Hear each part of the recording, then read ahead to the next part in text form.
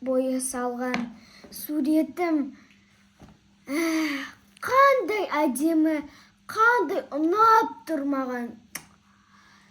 Клиентіме қатты ұнайтын шығар. Қандай әдемі. Бұл суретті махаббатпен салдым. Бұл суретті мен қымбатқа сатамын. Қанша уақыт, қанша энергия кетті, қанша ұйқысыз түндер кетті осы суретті салу үшін. Зато бұл картина мен ең қымбат картинам болады. Ең қымбат деңіз, ең маңызды деңіз. Екінші пранкым кетті дей бер. Мына жақта бір жасылдау, светлый жасыл түс жетпей жатыр. Оны мен жұмыс жерінде қалдырып кеткен сияқтымын. Қазір. Все, кетті.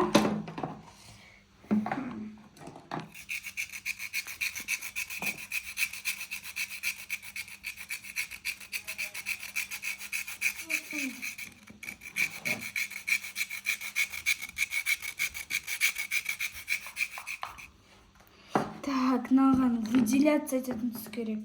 Жасыл дейді ма жаңа? Жоқ, жасыл дейді. Так та апарайын деп жатыр. Давайте онда. Мына жақта фиолетовый түс шығып екен. Фиолетовый стик.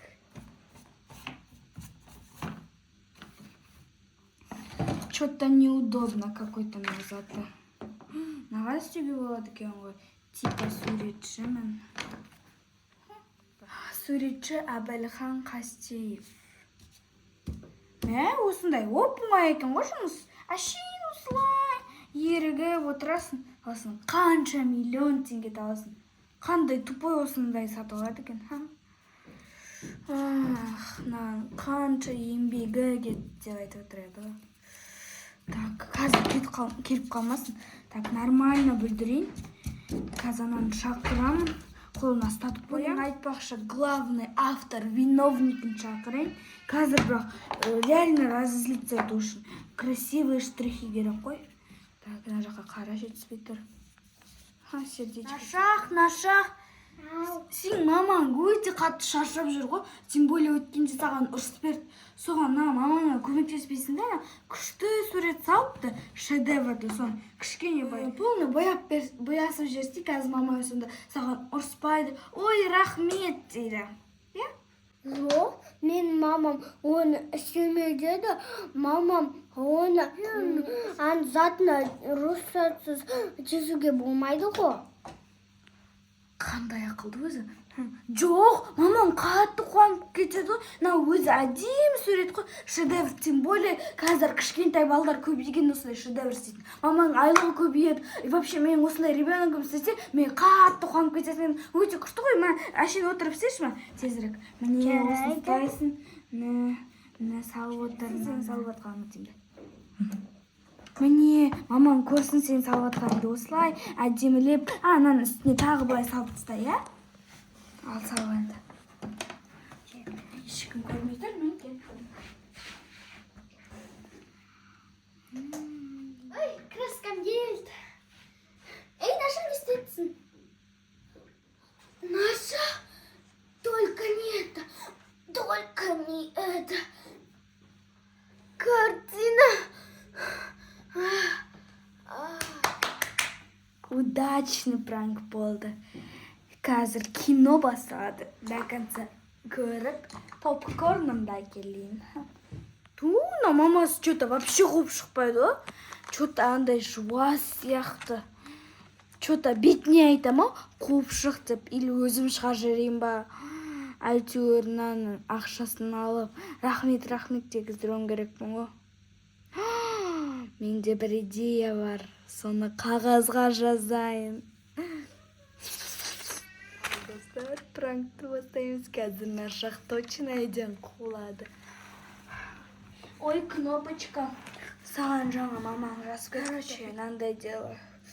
Ой, өте серьезно дело енді. Білмеймін енді кім прав екен, сен правсың ба, мамаң прав па. Енді орталарыңа мен салғандарың дұрыс емес енді.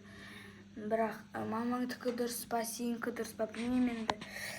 В общем, мамаңдікі дұрыс емес осы, потому что сенде ақылды қызды үйден қуып шығайын деп жатыр. Короче, өзім оқып берейін. Мынаны саған мамаң берді. Мамаң саған беріп жүрсін деді. Осыдан кейін ол сенің түріңді көргісі келмейді деді. Ал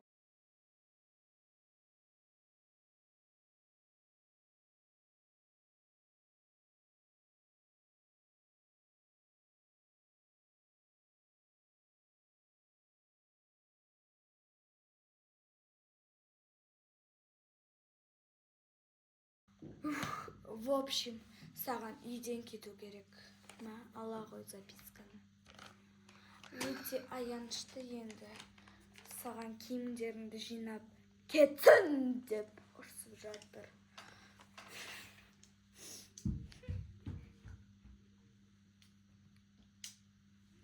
Так, ең легкийін бітірдім. Енді сложный қалды. Оны қалай көндірсем екен, қалай сендірсем екен. Бірақ анау по-любому қазір кешіре салады ғой. Так, оған что-то пожестче керек екен. Анау баланы жақсы көреді, кәдімгідей психолог сияқты сол. Мен білем қалай істеу керек екенін. Ой, апай, білмеймін енді. Қызыңыз екеуіңіздің араңызда не болып жатқанын. Мен сіздің араларыңызға шөп салғым келмейді. Бірақ дело енді күрделілеу кішкене. Сіз главное уайымдамаңыз. Қазір өзгертсем десек уже поздно енді. Не болды? Нашаққа бір нәрсе болған жоқ па? Айтыңыз тез. Ой, сол Машаққа бірдеңе болды ғой. Өзім оқып берейін ба? Жоқ, сіздің... Өзім оқи салайын. Жоқ, сіздің жүрегіңіз ауырады. Өзім оқып берейін. Міне. Ой, анашым. Мен сіздің үйіңізден кетіп қалдым.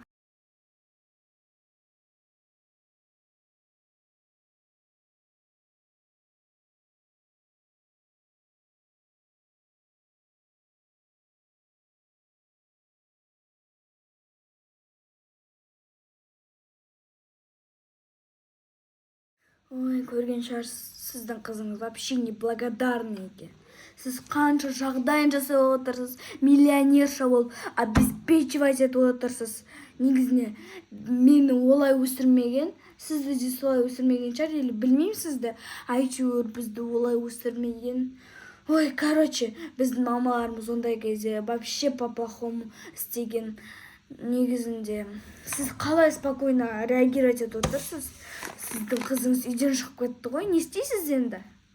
Паниковать етіп, уайымдасан, ешқандай проблема өзгермейді. Ой, сіз вообще психолог екенсіз, любой затқа спокойно, жақсы. Өте күшті екен деп. Сіз кәдімгідей вообще эмоцияңыз жоқ сияқты. Робот емес па осы?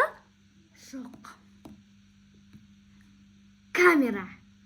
Полиция шақырып, сосын мен қызым қандай таксимен қайда кеткенін қараймын.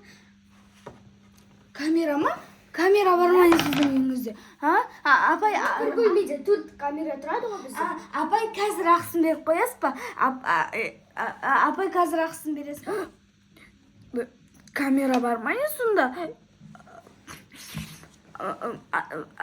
Қазір ақысын бересіз ба, апай? Апай қазір ақысын бересіз ба? Маған қазір хатты керек болып тұр, мамаға аудару керек болып тұр. Апай қазір беріңізші ақысын.